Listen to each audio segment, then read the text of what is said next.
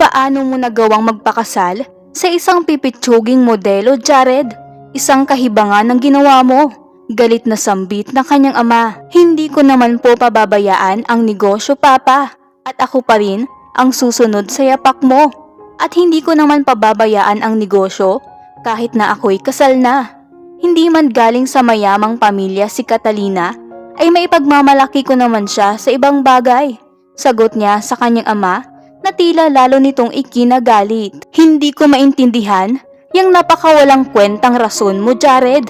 Kailan ka pa naging mahina at pumayag kang matali sa isang pipitsuging babae? Dalhin mo rito ang babaeng iyan nang makilala namin ng mama mo. Kung totoong mahal mo ang babaeng iyan, iharap mo siya sa amin. At nang makita ko kung bakit ka nahihibang ng ganyan sa isang babae lang, galit na lintayan ng kanyang ama. Napatango na lamang ang binata. Kinabukasan, paggising pa lamang ni Catalina, ay agad niya itong kinausap. Catalina, ipapakilala kita sa aking mga magulang bilang aking asawa. Seryosong sambit ni Jared. Nagbibiro ka ba, Jared? Bakit kailangan pa nila akong makilala? Peking asawa mo lang naman ako. Tsaka tama na yung nagsinungaling tayo sa mga magulang ko. At tiyak na ikakagalit din ng mga magulang mo iyan kapag nalaman nilang peke pala ang kasal natin. Malungkot na sambit ni Catalina. Ihaharap kita, Catalina. Peke man ang kasal natin o hindi. Nalaman nila na kinasal ako kung kaya't gusto ka nilang makilala. Magbihis ka at mamimili tayo ng isusuot mo at mga ilang kailangan mong mga gamit. Seryosong sambit ni Jared. Napatango na lamang at nagbihis ang dalaga. Makalipas lamang ang isang oras ay nakarating na sila sa isang kilalang mall. Isa pala iyon sa pagmamay-ari ng pamilyang Alfonso. Ako na lang ang bahalang mamili ng susuotin mo, Catalina. Pero hindi mo alam ang size ko, Jared. I know your size, sweetheart. I know you very well. Ngiting sambit nito at kinindatan si Catalina. Nagtakaman si Catalina sa pagkakasabi nito ay hindi na lamang niya pinagtuunan ng pansin. Habang namimili ang dalawa sa mall ay hindi maiwasang maraming kababaihan ang napapalingon at napapatingin kay Jared Alfonso. Gusto rin naman ni Catalina ang nakukuhang atensyon ng binata at proud pa nga siya dahil kasama niya ang gwapo at matipunong si Jared Alfonso. Matapos nilang mamili ay nagtungo sila sa isang mamahaling restaurant. Lihim na kinikilig si Catalina dahil parang totoong asawa kung itrato siya ni Jared. Sana totoong asawa mo na lang ako, Jared. Kung alam mo lang ang pagnanasa kong mahalin mo rin ako. Kaso sino ba naman ako? Ang layo ng agwat ng estado natin sa buhay. Kumbaga, langit at lupa tayo. Napakaswerte ng babaeng mamahalin mo, Jared. Bulong niya sa sarili habang pinagmamasdan ang gwapong mukha ng binata. Kumusta na ang papa mo, Catalina? Tanong ni Jared na tila ikinagulat ng dalaga. They are doing good. Thank you for asking. Ilang nasagot ng dalaga. Sinabi sa akin ni Alberta ang nangyari sa papa mo. Nalaman ko na iyon pala ang dahilan mo. Kaya ka lumapit kay Alberta para hanapan ka na matandang lalaki to solve your virginity. You are lucky, Catalina. Dahil narinig ko ang usapan nila ni Mr. De La Fuente. Sambit ni Jared na tila nakaramdam ng hiya si Catalina. Ilang sandali lamang ay dumating na ang kanilang order at nagsimula ng kumain. Nang makauwi na ang dalawa sa mansyon, ay muling nagsalita si Jared. Nagtungo ako sa bahay niyo, Catalina. Kinausap ko ang mga magulang mo. Seryosong sambit ni Jared na labis na ikinagulat ng dalaga. Anong ginawa mo sa bahay, Jared? Bakit ka humarap sa mga magulang ko? Sinabi mo ba ang pinasok kong trabaho? Gulong-gulo at tila kinakabahan na tanong ni Catalina. Well, nagpunta ako doon upang humarap at makausap ng personal ang mga magulang mo, Catalina. Hiningi ko ang kamay mo sa kanila. Bago pa man kita alukin ng kasal, ay sila ang una kong kinausap. In short, may permiso tayo, sa mga magulang mo. Seryosong sambit ni Jared. Nahihibang ka na ba, Jared? Paano ko ito sasabihin sa mga magulang ko? Lalo akong mahihirapang magpaliwanag sa kanila kapag natapos na ang isang buwang usapan natin. Labis na nga ang kanilang pagtataka dahil biglaan ang pagpapakasal natin. Malungkot na sambit ni Catalina. Wala kang dapat ipag-alala, Catalina, dahil botong-boto sa akin ang mga magulang mo, lalo na ang papa mo. Ngiting sambit ni Jared. Napapailing na lamang si Catalina. Alam ng mga magulang mo, Catalina, na hindi peke ang kasal natin. Ikaw lang ang walang kaalam-alam dito. Soon, malalaman mo rin ang katotohanan. Mamahalin mo rin ako, Catalina. Ibibigay ko lahat sa'yo, bawat gusto mo at hilingin mo. Kahibangan man, pero ako ang unang lalaki sa buhay mo. At ako rin ang huling lalaki na mamahalin at makakasama mo.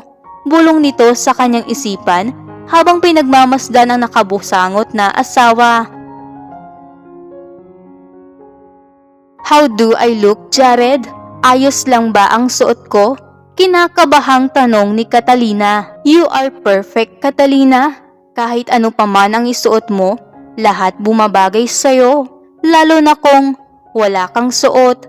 Pilyong sambit ng binata upang lihim na kiligin si Catalina. Are you ready, Catalina? Before 7, dapat nandoon na tayo sa bahay nila, Papa. Kinakabahan ako, Jared. Huwag kang kabahan, Catalina. Kasama mo ako at tiyak na magugustuhan ka nila. Ngiting sambit ni Jared sa kanya. Sa loob pa lamang ng kotse ay hindi na mapakali si Catalina. Kinakabahan siya at unang-una niyang pagkakataon na makilala at makausap ng personal ang mga magulang ni Jared. Hindi biro ang pamilyang Alfonso. Halos lahat ng naglalakihang kumpanya at mga negosyo sa syudad ay pagmamay-ari ng pamilya. Kinakabahan siya dahil makakaharap niya ang pinakamayamang pamilya sa syudad. Paano na lang kung hindi ako magustuhan ng pamilya ni Jared? Asyumera man ako, pero kahit peke ang kasal namin, ay tiyak na hindi ako magugustuhan. Lalo na't isang hamak na modelo lamang ako at galing sa isang mahirap na pamilya. Saad nito sa kanyang isipan. Nang makarating na sila sa bahay ng mga Alfonso, ay lalong namangha si Catalina dahil doble pa ang laki ng mansyon na iyon sa sariling bahay ni Jared. Just relax and be yourself, Catalina. Pamilya ko ang kikilalanin mo at hindi presidente ng Pilipinas. Pilyong sambit ni Jared sa kanya at napangiti na lamang ang dalaga. Good evening, Mama. Bati ni Jared sa isang magandang babaeng sumalubong sa kanila. Good evening po. Nahihiya at garalgal na sambit ni Catalina. You are beautiful, young lady. Sambit ng mama ni Jared sa kanya. Siya si Catalina, Mama. She's my wife. Pagpapakilala at proud na sambit ni Jared sa kanyang ina. Iyan ang pag-uusapan natin sa dinner, iho.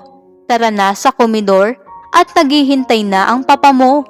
Istriktang sambit ng kanyang ina sa kanya. Pagdating sa komedor ay halos malula si Catalina sa dami ng handang pagkain sa mesa.